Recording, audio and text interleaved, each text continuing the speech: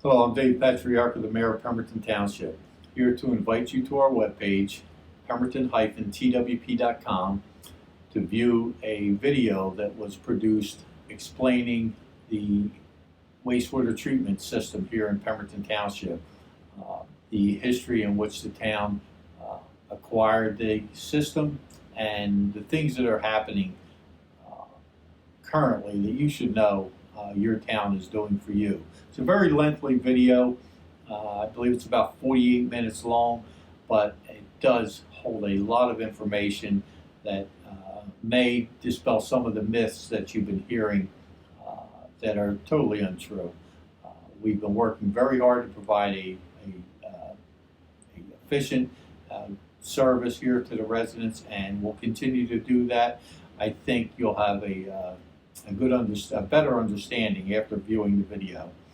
And any questions you may have, please feel free to call here at the Township Building, 609-894-3315. Ask for the mayor or the business administrator, and we'll be more than happy to explain and answer your questions.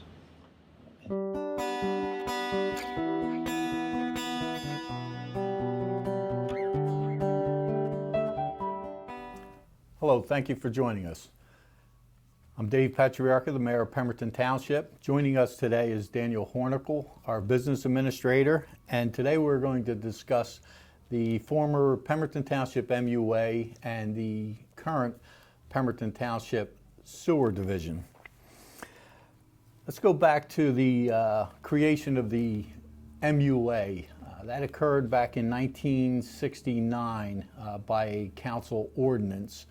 And the reason for creating an MUA was to bring sewer service to the community, of course, but what it does, it allows the towns to enter into borrowing agreements where it doesn't affect the local budget.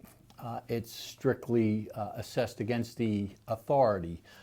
So it certainly had its place at the time, and it allowed the town to create an entity to move us into the future.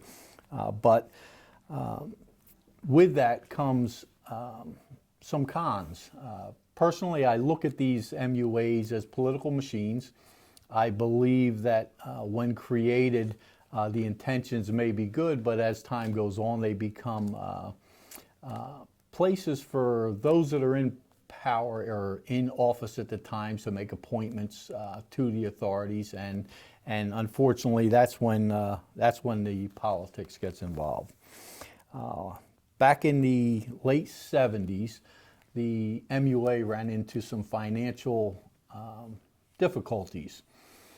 They came to the town to find a solution, and the governing body at that time worked, and I've been through the minutes to understand the process that they went through at that time, and they determined that the best way to handle this situation at that time was to purchase the infrastructure from the MUA.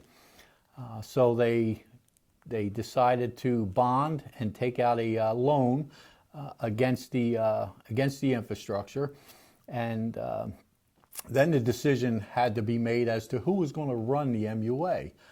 The former MUA, and at that time we were in a council form of government, and each council member ran a department.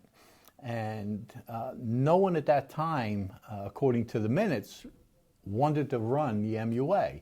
So they came up with a plan to allow the MUA entity to exist, continue to exist, and they would lease the infrastructure back to the entity to operate the sewer service area. And that was a 40-year lease.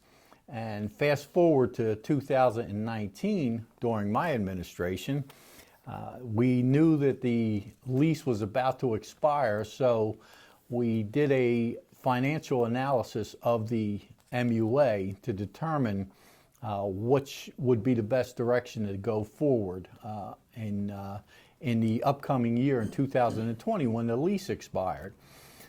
So as a result of the analysis, we had determined that it was a better position for the township to operate the utility, and the assets that the township owned now be managed by the current individuals that were working for the township, which would eliminate some of the duplicate services provided by the MUA, engineering, solicitors, and some administrative personnel, and bring that in-house.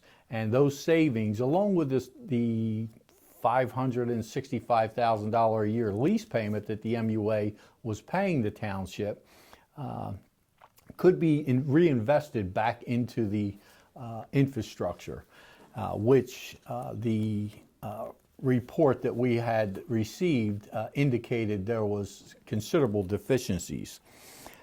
That being said, the township then had to file a application with the local finance board to dissolve the former MUA, part of the process in doing so.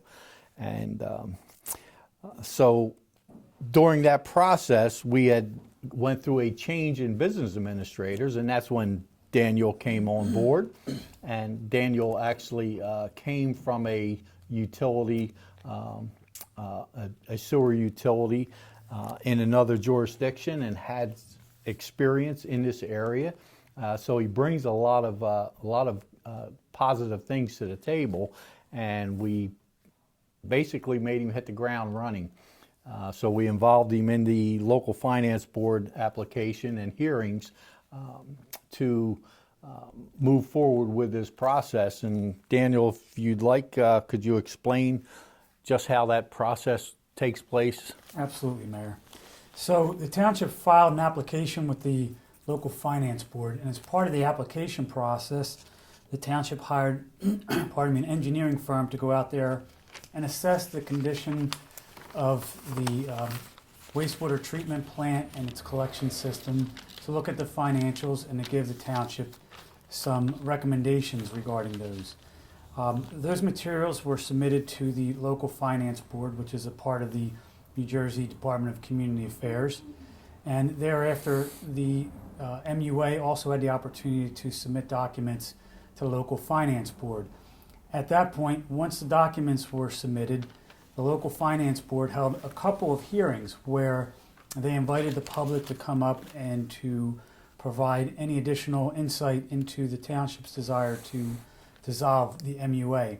So the local finance board, which is comprised of many appointed officials from different jurisdictions and professionals and whatnot, considered the testimony of the township representatives and engineers, as well as the MUA's professional staff, and then they also solicited some public input, public comment, which was provided.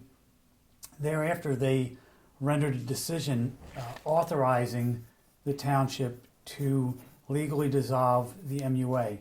And that decision occurred around September of 2019, authorizing the township to wind down the MUA's operations at the end of the year, and to assume the responsibility for providing sewer service to the township effective January 1st, 2020.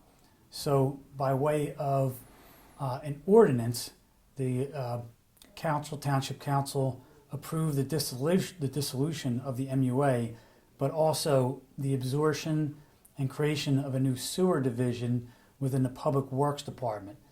And as a business administrator walking in, the timing was absolutely terrific for this to occur, because the township is looking on a regular basis. The township looks at what its public works needs are in terms of water, sewer, and facilities. And we knew through our investigation that the MUA plant and sewer collection system would need a lot of upgrades. So the timing aligned for us where we could invest in our capital plans and include the sewer division as a component in this year's budget, which, as you'll see when we get to the sewer plant, we'll discuss in fuller detail. Thank you, Daniel. So when we got deep into this process and ultimately ended up running that report, our professionals identified various deficiencies within the current or former system that was in place, and I believe the report listed somewhere in the area of a little over $3 million a year investment for the next 13, 14 years in order to address all those in a timely fashion, but also in a manageable fashion.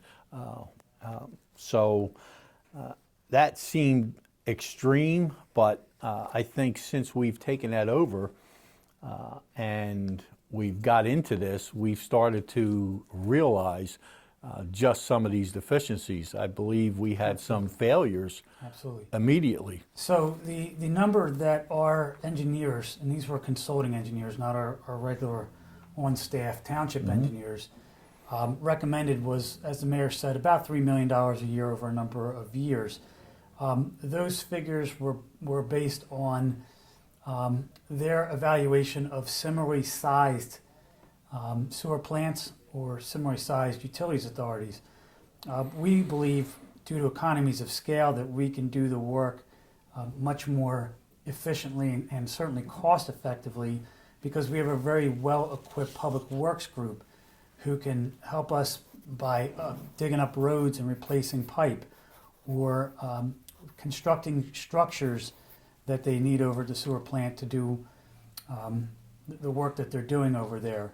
So there was a number of items that we needed to address right away, and we'll see them when we get to the sewer plant. But before we get over there, just so that you have an understanding of what the sewer system encompasses, throughout the township we have approximately 200 miles of piping, and it's collection system sewer piping that brings the sewage to us. And that piping, the sewage gets pumped to us through 15 pump stations that are in line with one another. So way on down the line, a small pump station is pumping sewage to the next station, where more sewage is coming in and joining it, and then getting pumped to another pump station. And then finally, we have about 3 major pump stations that pump everything into the wastewater treatment plant. And we'll begin our tour of that plant by where the sewage, which we call influent, enters the plant. Mm-hmm. And we've had some failures since we've taken over the system in some of the infrastructure, the piping and Correct. pumps that we've addressed. Correct. And So we know that, for example, those 3 large pump stations that I just mentioned, they're a top priority for us.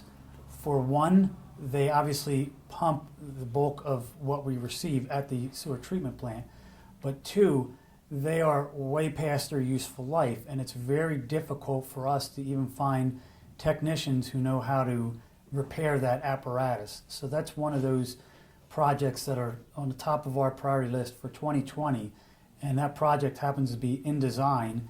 Our township engineers are working on that, and we anticipate sometime this summer being able to put those projects out for bid so that we can get new pumping equipment in our pump stations, as well as the electrical controls, which, as I mentioned, are probably 10, 15 years beyond their useful life, which to us presents a potential threat and danger to our workforce. So we're very conscientious about the needs of our workforce and maintaining a healthy and safe work environment. And that's just another impetus for addressing the deficiencies at those 3 main pump stations. so as you can see, this was not an easy task, taking over this utility and bringing it in-house, but it is certainly something that we felt was necessary to address the issues that we had identified, and knowing that these things had to be taken care of here in the township in order for the service to continue uninterrupted. And as old as this system is, it is still functioning. It is still providing the service, but it is continuously failing. So we are addressing that, and we'll continue to address the failures with the old piping, the old pumping stations, and so forth. And as Daniel mentioned, and you'll see when we get out to the plant, some of the work that the DPW, our current employees here in the township, have been doing out there, and we'll show you what, or explain to you what we intend for them to continue to do out there in order to cost save the taxpayers here in the community. So let's take a ride out to the plant, and we'll see just what we're dealing with the infrastructure at that location.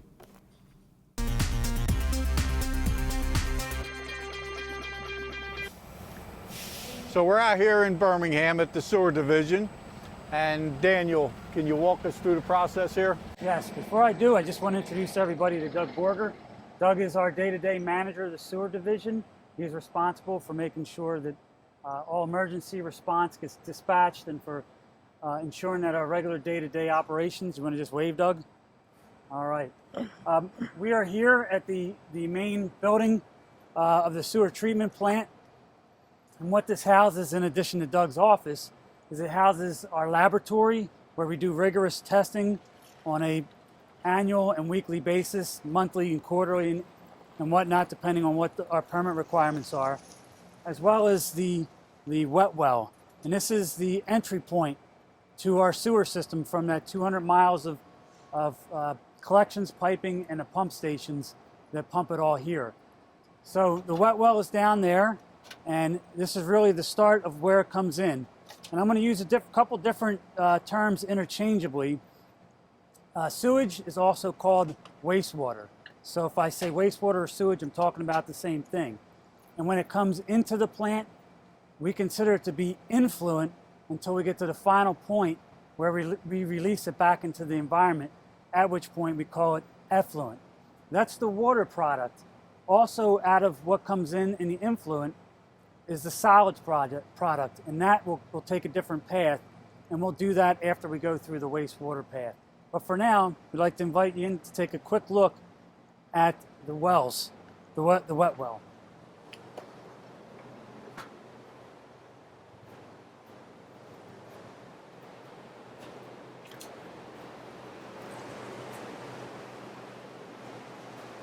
If you could.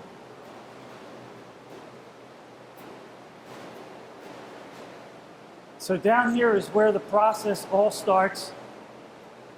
We have a screen, a bar screen at the bottom there to try to get anything that's heavy that might be clogging the sewage as it comes in. And from here we have, Doug, we have 3 pumps that pump the... There's 3 pumps on the other side of the wall. Yeah. 3 pumps on the other side of the wall that pump the wastewater up to the headworks, which in fact will be our next stop. As you can tell just by taking a look here, a lot of our equipment is rusted and it's rather old. In fact, we have these large shafts, as you may notice. There are large shafts on the other side of this wall here that operate our pumps. And because we're operating with these large shafts that come all the way down here, we're losing a lot of the energy efficiency. Our engineers estimate about 10% of our energy efficiency is lost by the fact that we have our pumps way above the area where they're actually doing the work.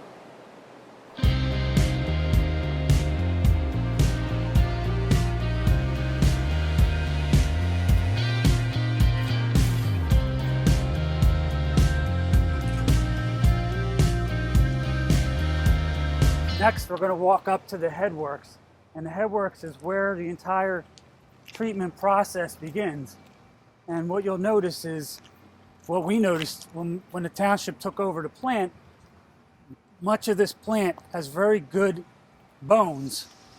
The concrete that has been poured is still in very good shape, but a lot of the apparatus is rotting away. And the apparatus is essential to actually treating the wastewater. So we have a lot of work to get done here in terms of sanding down a lot of the The metal railings, the steps need to be replaced. The equipment in some of our settling tanks has got to be replaced. And we're going to go a little bit further up here all the way to the top.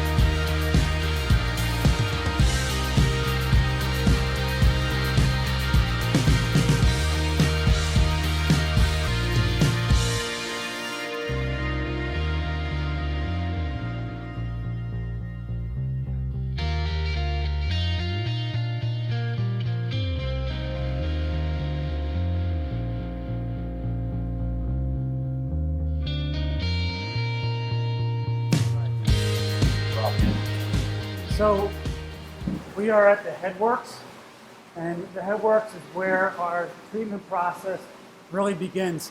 This piece of equipment is a commimeter, and what it does is it tries to pull off anything in the water that's heavy or floating, and then it gets pumped out into this small dumpster here, where we eventually have waste disposal take it to the landfill. But from here, we're now at the top of the treatment plant. And from here, everything flows in one of two directions. The water flows downhill, and what comes out of the water, which is sludge, becomes sludge, flows in a different direction through two different processes.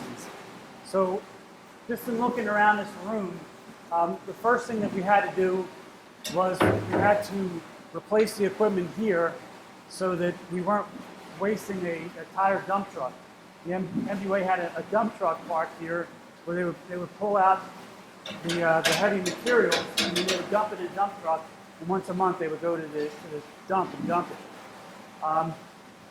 The walls, they need to be repainted. Our public works guys, building and grounds, you can't see it from here, but they just replaced the roof on this building. They also had this new garage door installed, so that it would be easier to come in and out of this building. And then, of course, we purchased this new piece of mobile dumpster so that we could remove the sludge.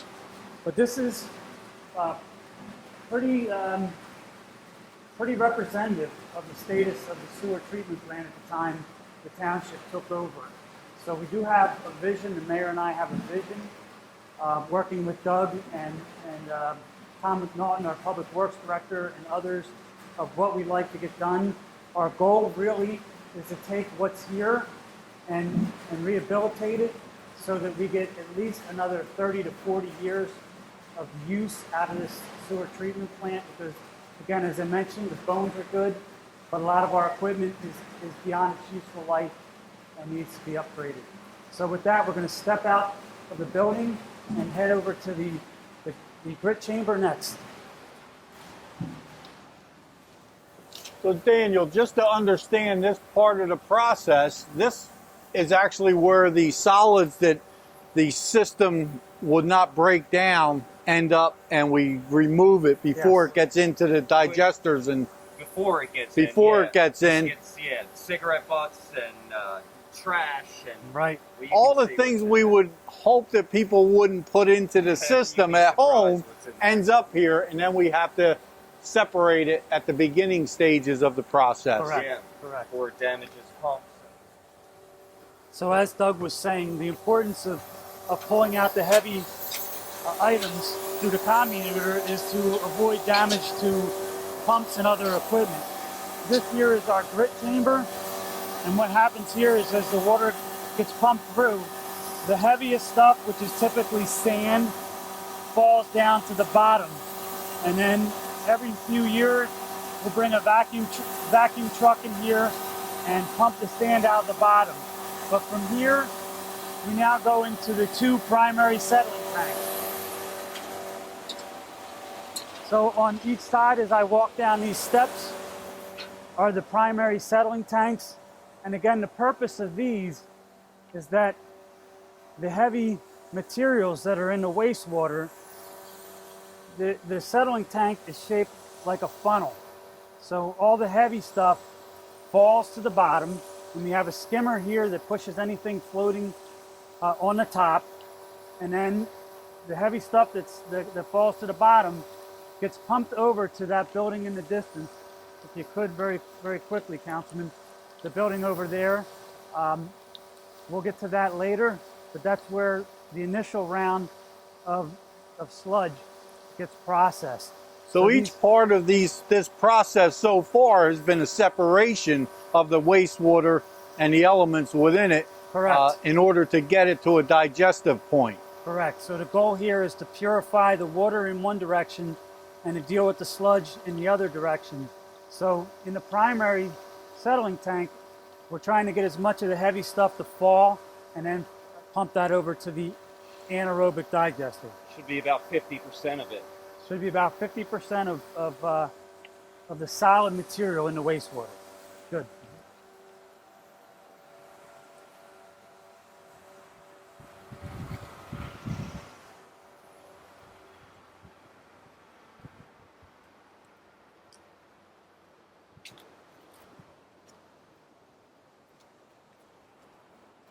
Up or in So here? we're heading up the steps here, and we put a little bit of lipstick on the pig, so to speak, with a little bit of yellow paint here and there. But as you can see, these aren't the kind of steps that are going to have Is this the that are one that going to was last loose? much longer. They're rusted. They're coming It is loose. off of I mean, off of this. Yeah, this is a little loose, so be And, careful. You know, it's Yeah, just an it's example not gonna of what else we have to fix in this plant. yeah. So as you come up here, you'll now see we are at the aeration tanks. And the purpose of the aeration tanks, which appear to be very, very muddy looking, is there are bacteria that live in these waters. And the bacteria, which we affectionately refer to as bugs, right, Doug? The bugs eat a lot of the harmful items in the water, and they in fact are critical to the treatment process. And as the bugs eat what's in the wastewater, some of them die, but whatever comes out of them, you know, floats, or I should say falls again to the bottom, and it gets pumped out that direction to a different, the solids get pumped out to a, what would you call that tank, Doug? That is the anaerobic digester, the far tank. The far tank is the aerobic digester. So if you want to just take a quick look at these tanks, again, anything that's a solid falls to the bottom and gets pumped that direction while the water continues to go downhill. Doug, anything you want to add? Well, it kind of works like a circle. It comes in, there's 2 separate sides here. It comes in from the primaries and goes into the secondaries. And what settles in the secondaries comes out of that box over there and makes its way back down this tank and ends up kind of going like a racetrack in a circle. And then when the bugs have finally done the final digestion, they are pumped over to the aeration tank for holding. All right. And if you'll notice, all of the railings are in very poor condition and need work. Yeah. And that is also in the plans to be repaired.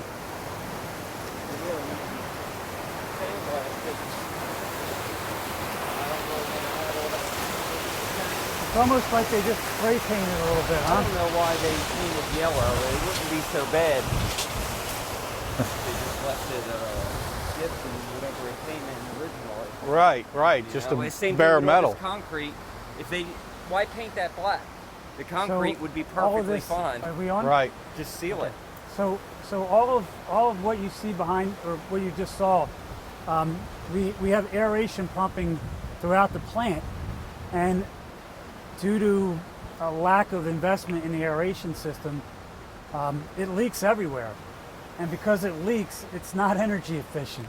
So that's just another project that we are trying to address, hopefully in 2020, to replace the aeration system after we kind of get a better idea of how we can shut down some of these tanks and divert our flow, if that's possible.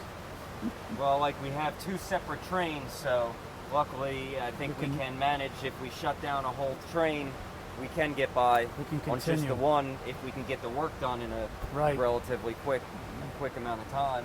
Additionally, if we are going to shut down, what he's talking about is if we're going to shut down one of the two paths that the wastewater travels, we really need to do it when the forecast is for a long stretch of dry weather. Because if you have a rain event, it just makes it that much more difficult. This plant was designed for 2.6 million gallons of sewage a day to be treated. We're operating at about 1.6 million gallons per day on average.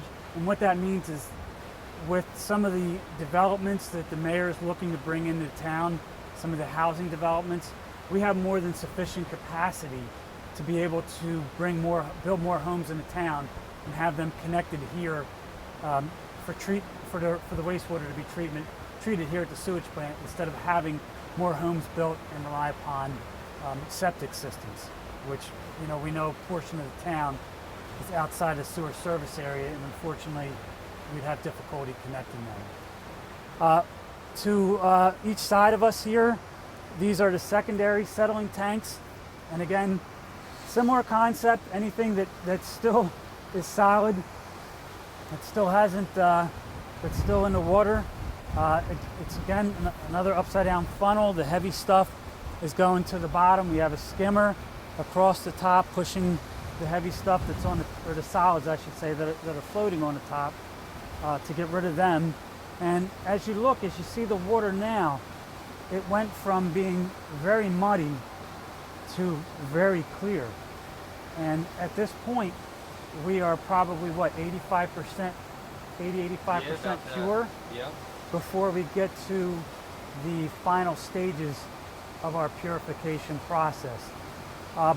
For the wastewater treatment plant, we have a permit that requires us to treat the wastewater, and then once we discharge it as effluent, we have to have it at 95% pure, Doug? That's 95% BOD removal. Right. Which, I guess you can say, yeah. So pure. BOD, BOD is Biochemical oxygen demand. right. It's a measure of the solid, the concentration of the solids coming in. Right. So once we get to it, we're fortunately, because our plant is well run despite its age, we don't have, knock on wood or cement, we don't have problems meeting our permit compliance.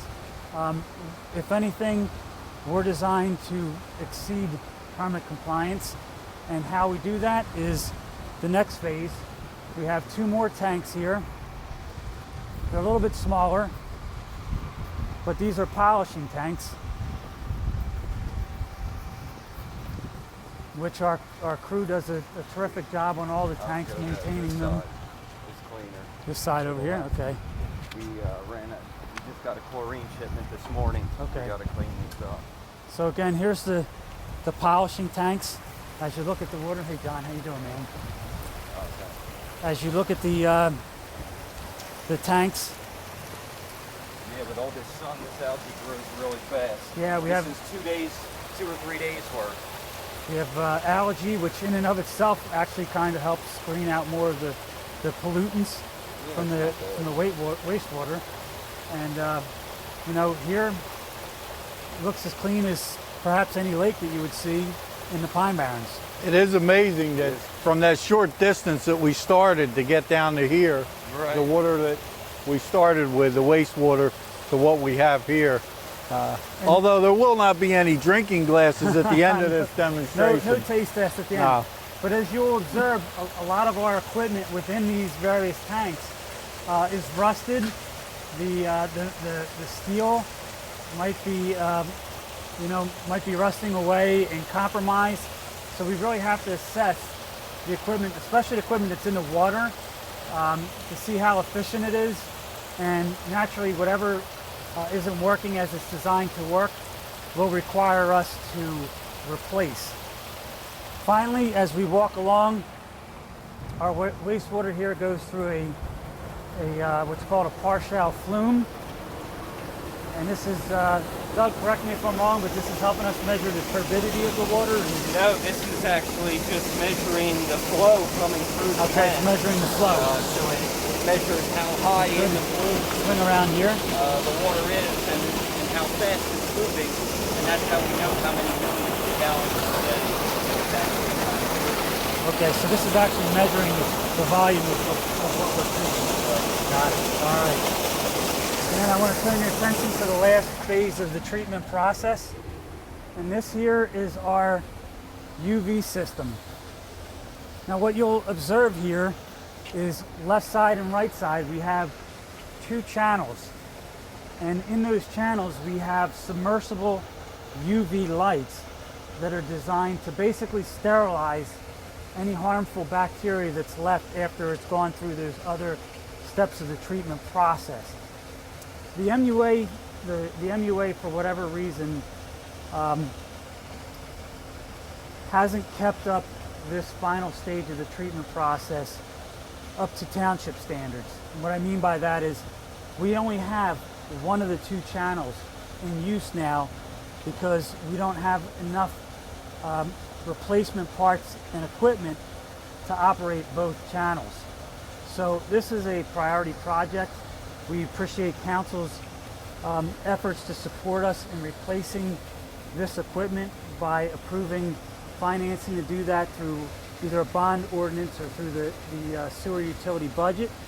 Our plans are hopefully this summer to be able to put this equipment out to bid and to replace it completely so that we have new state-of-the-art UV disinfectant system that's helping us to maintain our 95% plus permit compliance.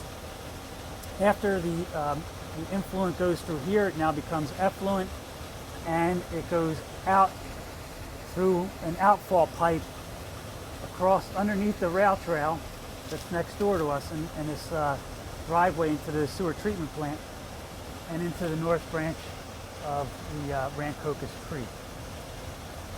That is, unless anybody else has anything else to add, that's the end of the wastewater discussion. We're now going to move over to the digesters briefly to talk about what happens to the sludge. Example of our aeration the money system spent leaking. elsewhere. As Right, you can right. see, Railings, here but in the we do go to- pavement, there's bubbles you're coming on. up from the piping that's comprises our aeration system. This is completely acceptable. We're losing all of this. Okay, so in the back here, we have the anaerobic digesters. We have a primary digester, which is this large building to the right, and then connected to it, we have a secondary digester. The purpose of the digester is to try to decrease the volume of what is coming out of the headworks, and part of the goal here is to also convert the sludge into an energy product, which in this case is methane. So we just had the primary digester cleaned. That was a roughly a $500,000 project to get in there. Actually, it came in less than that. I think it came in at $375,000. But they had to drain it completely, remove all the sand and grit, and then they had to clean it out and inspect it and make some repairs. What we've asked our engineers to do is to take a hard look at the equipment that we're using here and give us recommendations as to whether we could convert the secondary digester to also accept the same volume of sludge and perhaps draw more energy by digesting sludge anaerobically. Behind Doug over here is the aerobic digester. So what came from the aeration tanks and those little bugs? This is the aerobic digester. This is a thickening tank. A thickening tank. These are both connected, so it comes out, it settles in there, comes over here, and then because there's no air being piped in, it can really settle down to the bottom, and that's where we waste our sludge right out of there. And then what happens is, in the wintertime, the third part of our sewer system, which we haven't even mentioned yet, is the Jones Farm on Fort Dix Road. And what happens is, the byproduct, the sludge that's taken out from the wastewater, we have a very good arrangement because we own a farm. The Department of Environmental Protection actually allows us to apply the sludge to the farm as a way to get rid of it, to dispose of it. If we didn't have the farm, we would have to take this sludge, and it would cost us a lot of money, but we would have to truck it to the county landfill and then have it disposed at the county landfill. And I can tell you, just coming from this background, just the amount of money to run those trucks back and forth daily to the landfill would cost the end users a fortune. It would add probably $3 to $5 per quarter on a sewer bill to do that. Instead, what happens in the wintertime is, behind Doug we have is that a 1 million gallon tank, Doug? Yeah. We have a 1 million gallon tank, so all the anaerobic sludge that gets digested here gets pumped over and held into that sludge storage tank while the ground is frozen. And then every year in the spring, Doug and his staff kind of keep an eye on what the weather is like. We obviously need it to the ground to thaw, and then we also have to be very cognizant of the forecast, but the goal then is to drain probably anywhere from 500,000 to 700,000. Yeah, I think we were up 680 this year. 680,000 gallons of sludge, which we then had to apply to the farm to get rid of it. And the township has a couple of agreements with local farmers. We use the farm to grow alfalfa hay. Timothy hay, which we have one farmer who happens to harvest that for us on 48 or 72 hours notice. And then another farmer, what does the other farmer do for us? He plants and harvests corn. the corn crop. The corn crop. So we which also just got planted. We also harvest corn. It's not good for much. He takes the corn that he harvests, takes it to an auction. Other farmers will buy that corn so that they can feed their animals. But we have a soil scientist that we now have on board through our engineering firm. We're going to look at some different options in the future with regard to expanding our capacity at the farm and maybe looking at different ways to generate some income. So Daniel, that process that you explained about farming the sludge is a special process here in New Jersey, which is Absolutely. permitted through the DEP, and Correct, we're Mayor. one of the very few municipalities Fact. or agencies that Yes. are authorized to do that, which is a Correct. tremendous cost savings Just to the there's system. Just three municipalities or sewer authorities that have what's called a land-based application permit, where they're allowed to take their sludge and they're allowed to dispose of it by themselves on property they own. So we sent Doug and some of our other staff to one of those other agencies, which is the Land and Sewer Authority, and we got some great ideas from there.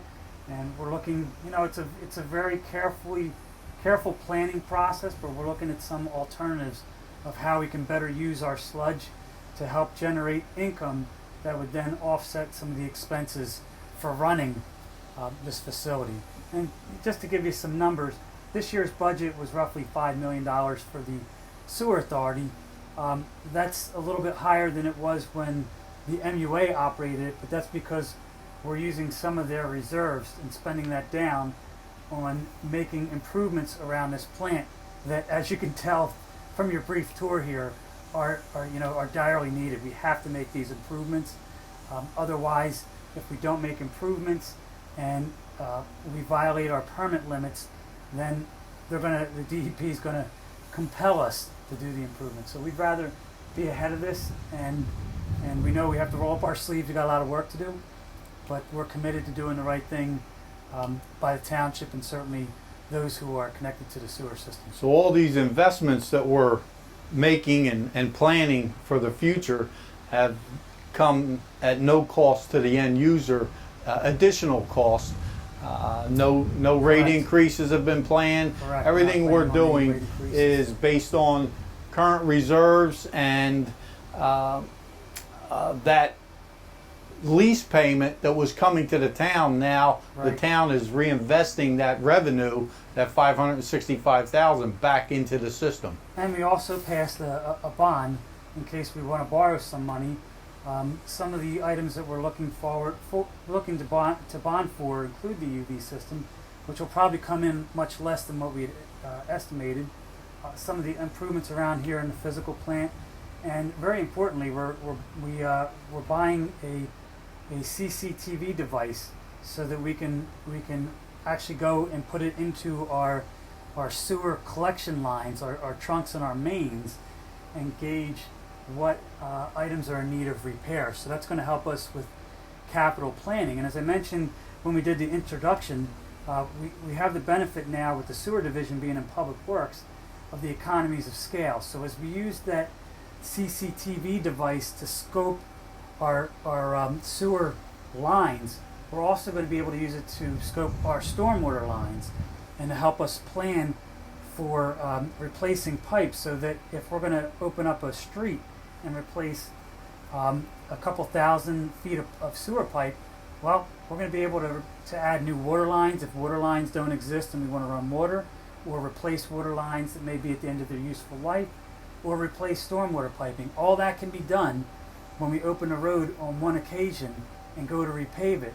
And it was disjointed because the MUA never really worked with the township engineer. They would go in and they would literally open a road that we just repaved and made a repair. So a resident living on that street would be scratching their head thinking, I got a brand new street last year, and now the MUA's there ripping it up, and now I'm driving over this lump every time I go up and down my street.